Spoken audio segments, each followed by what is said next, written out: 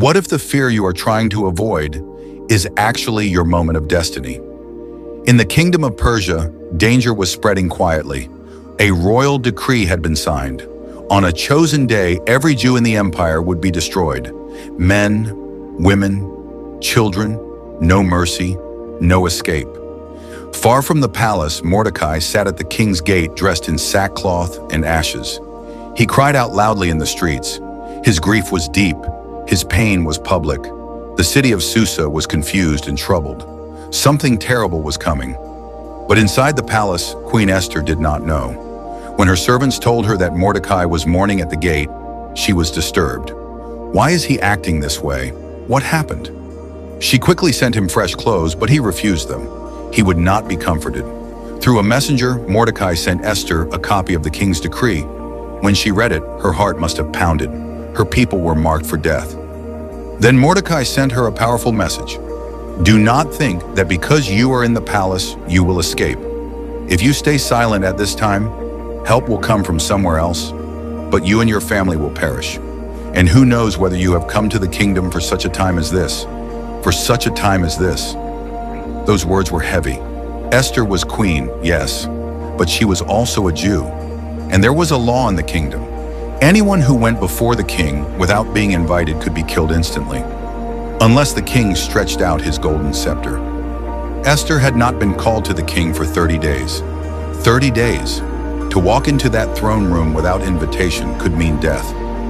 Fear stood before her. Responsibility stood behind her. Destiny was calling her name. Then Esther made a decision that would change everything. Go, gather all the Jews in Susa. Fast for me. Do not eat or drink for 3 days, night or day. My maids and I will fast as you do. Then I will go to the king, even though it is against the law. And if I perish, I perish. Listen to those words again. If I perish, I perish. This was courage. This was surrender. This was faith in action.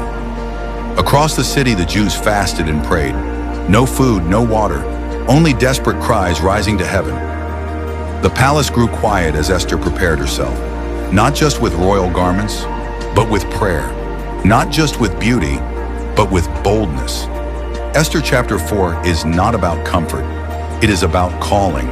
It is about a woman who understood that her position was not an accident. She was placed there for a reason. Sometimes God does not speak with thunder. Sometimes he places you in the right place, at the right time, and waits for you to rise. Esther could have remained silent. She could have protected her title. She could have chosen safety over purpose. But she chose courage. And because she chose to stand up, history was about to change forever.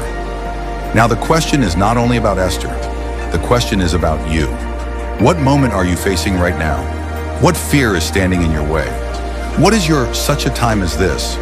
Will you step forward? Will you trust God? Will you rise even if it costs you something? Because sometimes your greatest miracle begins with one brave decision.